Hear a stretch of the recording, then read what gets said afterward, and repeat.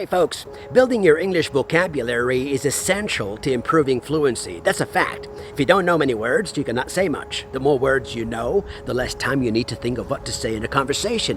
When you have a small or limited vocabulary, you will have to pause to think. Those pauses make you look bad. They make you look and sound like someone who has no confidence or communication skills.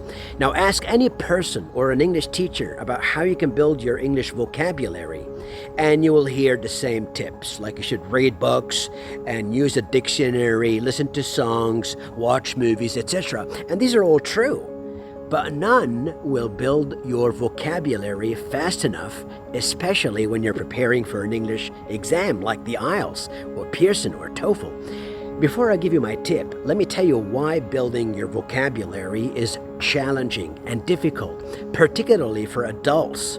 It's memory. And I hate to be the one to break it to you, but we as adults can no longer remember new sounds or retain information as easily as children can. I've got a 10-year-old daughter who reminds me of that every single day. Now, what do sounds have to do with anything, you might curiously ask? Well, sounds obviously matter. If you teach me how to say the word table in two languages, Spanish and, say, Vietnamese, which word table do you think I'm more likely to remember? Obviously Spanish. Why? Because as an English speaker, I'm more familiar with the sounds of the Spanish language than with the sounds of the Vietnamese language, Thai language, or Chinese language. So it turned out that being familiar with the sounds of the language makes it easy for your brain to keep and store the information that's encapsulated in sound codes.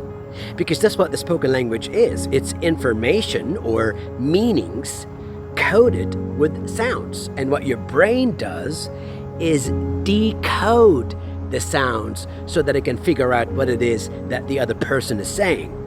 Now, the whole process is seamless. You don't notice it between speakers of the same language, which is why communicating in your first language is easy and effortless.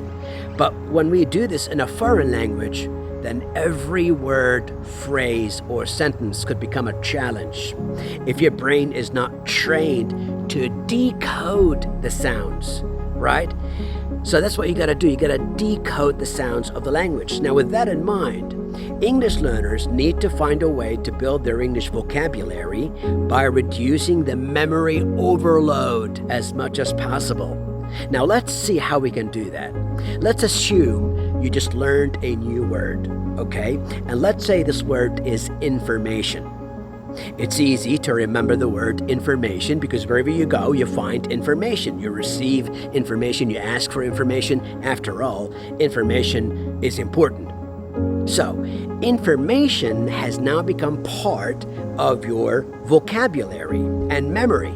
Therefore, it would only make sense that your memory would more easily recognize, that is, decode, the word informational or informative, which are slightly different than, say, illuminating or instructive. Your memory would also then find it much easier to decode and thus retain the word informed than, say, aware or knowledgeable. Naturally, your memory would love to welcome the word inform instead of notify. How about informatively and informer, right? So what happened in the scenario above was that due to your familiarity with both the sounds and concept of the word information, you were also easily able to learn and remember the verb inform, the adjectives informed, informative, and informational.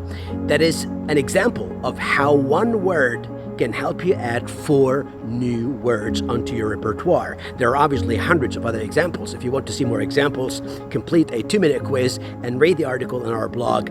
And don't forget to like, share, subscribe, and most importantly, guys, go ahead and hit that bell, ding, ding, so you can keep in touch and watch future videos. Thank you very much, and you have a lovely day.